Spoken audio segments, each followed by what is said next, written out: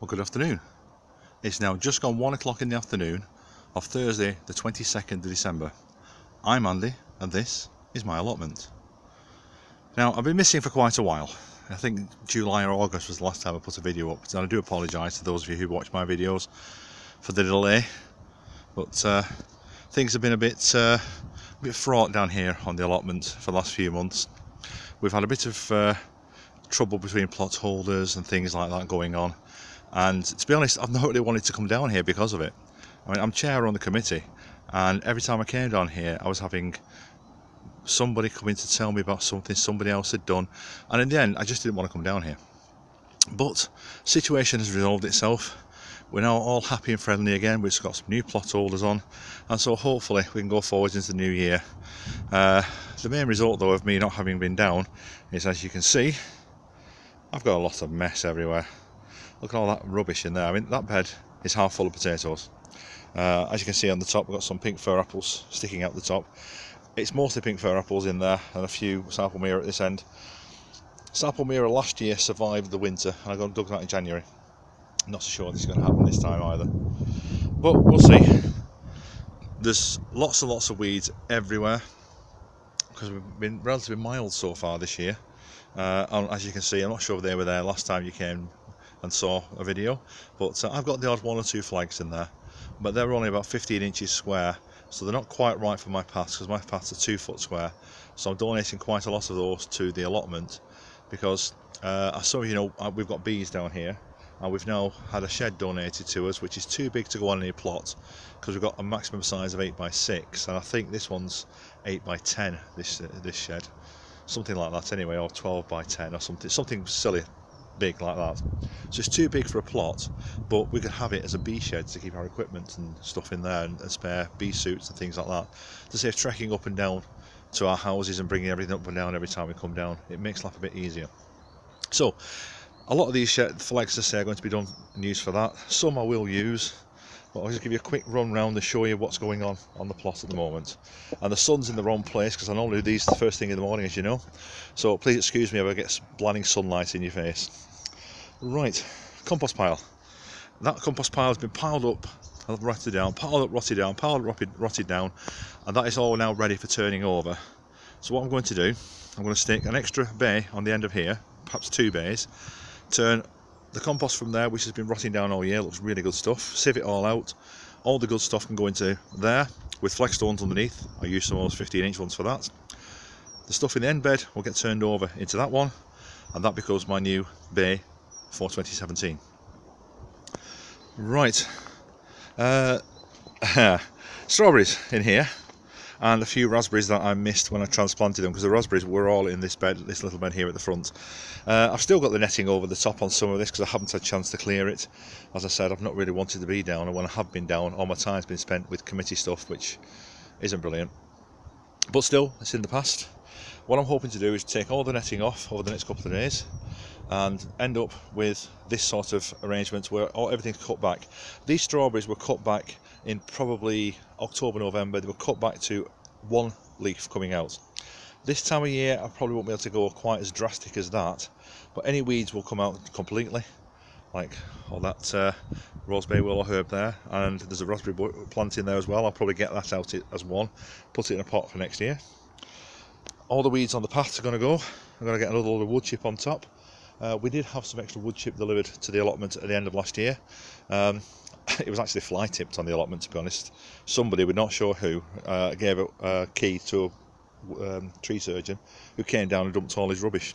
And I do mean it was rubbish. It was old, rotted stuff. It was no good at all for wood chip, for mulching or such like. It was just no good. But anyway, all these beds are going to be cleared out, trimmed back, all the weeds taken out, all the leaves removed, put to one side and kept, and basically going into good fashion. All the paths are going to be swept because they're covered in fallen leaves at the moment. It was a bit of a waste of time trying to do it beforehand because leaves fall from trees. This was my grandson's bed. He ended up with some sunflowers which were about 12 foot tall. You can just see the remnants of them there. You can see in the into the sun. Sorry about that. His strawberry bed here, we did fantastically well. Again, that needs a good weed, a good trim back. Rhubarb. Now, my Victoria rhubarb at this end is actually starting to bud already. I had a really lousy year for rhubarb last year. Nothing really came through, and what I did wasn't really worth taking, so I had very little. But I have been given 2 rhubarb crowns off free cycle. Well, I got 3, but I've given 1 away already, and I want to put them in this bed because at the moment I've got 3 rhubarb plants in here, I think it is, or possibly 4. But they're not big ones, so I'm going to stick another one in this corner and another one over that side as well. So basically I have 6 in here in total, which of different varieties, so they will basically become ready at different times of the year, and I'm hoping that will then make it a longer crop. We'll see. Now, storing my spare bee stuff. This is where all my spare bee stuff is being stored on here.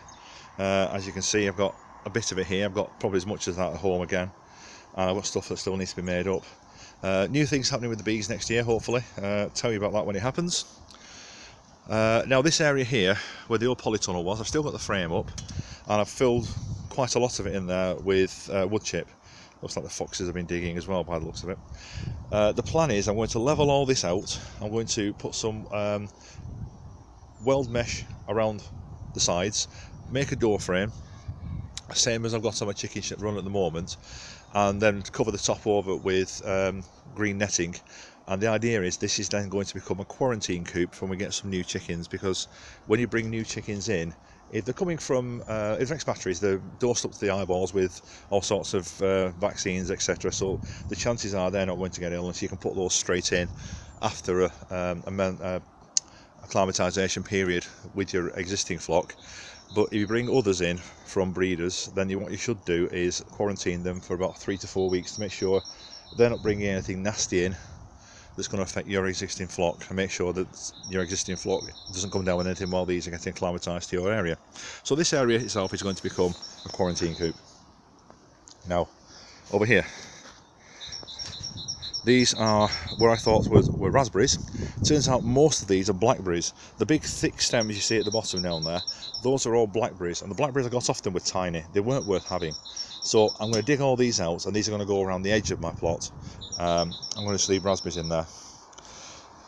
This bed had raspberries and a grapevine in the middle. Now the problem was the grapevine got lost in here, and the raspberries are just too dense. As you can see, there's just far too many of them in there. So yet again, I'm going to dig half of these out, or maybe all of them, transplant them into the bed at the back. So I've got just raspberries in one bed over there. This bed is going to have grapes in the middle, which is this great big thing here, as you can see that. That's going to get on wires this year, and so it's going to stretch out to the end of the beds and back again, and then hopefully that will be worth having. One bed over there, completely empty, cleared, ready to be weed fabric. I've got weed fabric on the way at the moment. When it arrives, that will be covered over, weighted down, and wait till spring. I've weeded it once, I don't want to weed it again. This bed's nearly clear. There's a few bits and pieces in there. It needs clearing out, needs the old frame taking out and putting it on one side for next year. Post taking out as well, and then basically same as before, weed fabric over the top. As do this bed and that bed. I've got my sprouts in here. Didn't get many sprouts this year. Only had one plant that survived, but there's enough for Christmas Day there. So I'm coming down on Christmas Day anyway to look after the chickens. So I'm going to harvest my sprouts on Christmas Day. If they're no good, I've bought some as well. So, you know, belts and braces and all that. Underneath there, we have got some brassicas and lots of weeds. Haven't got a clue what they were, because I've lost all the labels, but I think the cabbie's looking at them. So what I may do is leave them in there until the spring, and then come spring I may transplant them into a bed where I want them to be, rather than being where they got put. Kale and one cabbage left over in here. This is all going to be fed to the chickens over the winter. It's lovely stuff, they really enjoy it. And then in this bed, this was my son's bed, so nothing ever got done on it, as you would expect. Got lots of nettles in there. Apparently the chickens love nettles, so they're going to be harvested and given to the chickens. And we've also got some garlic, because when we had the original chicken run up, I had netting right up against that edge. Chickens were leaning through and peeking the tops off the garlic, so the garlic never grew. It's growing now, so fingers crossed we'll have some garlic next year for free. Well, not for free, but you know what I mean. Now the girls. We had 2 the last time you were here, and what we've done now is we've ended up having a few more. Now just bear with me a second, I'm going to pause this. Yeah, sorry about that folks, had a visit there, so I'll carry on now. Not sure where I got up to, but what I'm basically saying is that we used to have 2 chickens last time we were here. As you can see, we've now got 5, we've got 3 new ones. The 2 in the middle are the original ones. We've got Yellow on this side and Scabby behind her, and then we've got 3 new ones. We got those at the end of October. Not giving them any names as yet because we've not really had a lot of time with them, to be honest, to understand the personalities and find out what's going on. But you've seen the framework that I built. Now, because of the avian flu outbreak and the scare we've had and the warnings, etc., what we've been told to do is make sure that our chickens can't get to anywhere where wild birds can get to them, because the avian flu can be transmitted in droppings and also by sharing of food and water.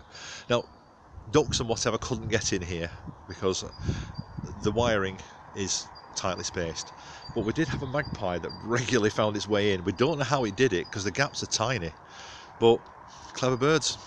Maybe they're not as big as they thought, as they look, but it was getting in and going for the food. So what we had to do is put this green scaffold netting all the way over it. So let's go down the side as well, because I'm also doing some extensions and renovations. I think I showed you in the previous video I had a shed ready to be used as a chicken coop. The shed is now up. Thank you to Nick for helping out with that, and also for Catherine for lifting the roof. That roof doesn't look heavy, it pigging well is. There's 2 layers of wood in there, there's about 3 layers of felt, and then there's rubberization over the top. It weighs a ton, and it took the best part of 3 of us just to lift it enough to get it on top of the shed. So the door gate used to be there, it's now moved obviously, and it's now on the end. What I'm going to do is this bit on the end here, the flagged area, is going to be boxed in. I'm going to put white mesh around it, mesh over the top of it. The shed needs to move down a couple of inches, that's why I've had to move it. As well as having this space, I'm going to put the feed and water for the chickens on there, so that it's on flagstones. They can't undermine it, they can't tip it over. Theoretically, it'll be a lot easier. Theoretically, we'll see. I'll just give you a quick look inside the shed. Not done anything in it as yet, because it only went up last Saturday. I haven't got that time. But it's flagged floor.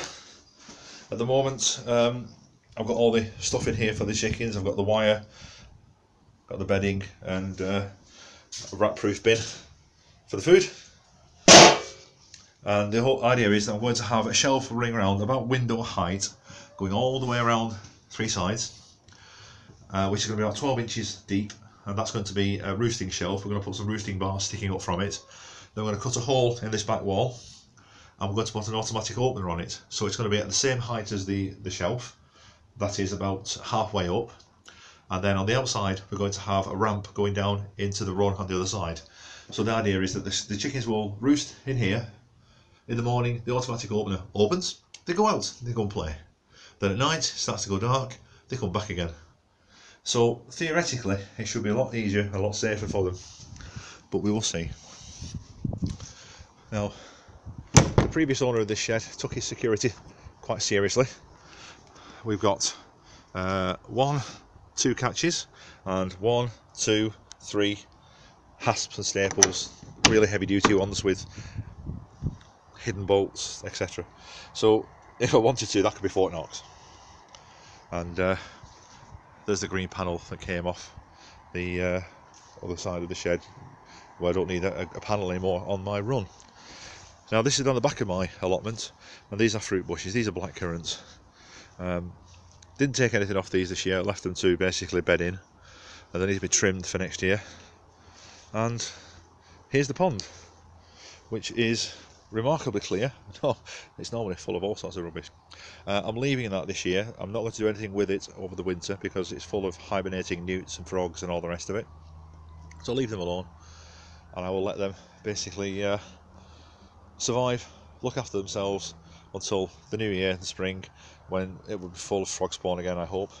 And hopefully we'll get lots and lots of frogs to eat all the horrible slugs. Anyway, thanks very much for watching.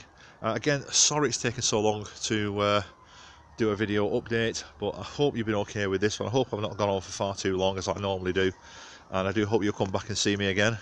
Planning another video update next week when I show you the completed chicken run. I might have even done something on the shed by then. It all depends on how much time I get and how much inclination I've got, to be honest, as well. So again, thank you very much. So from me on the allotment, do appreciate every last one of you watching and appreciate all your comments, etc. Have a very, very Merry Christmas to all of you that celebrate it. Those of you that don't, have a good holiday and have a Happy New Year to everybody. Bye for now.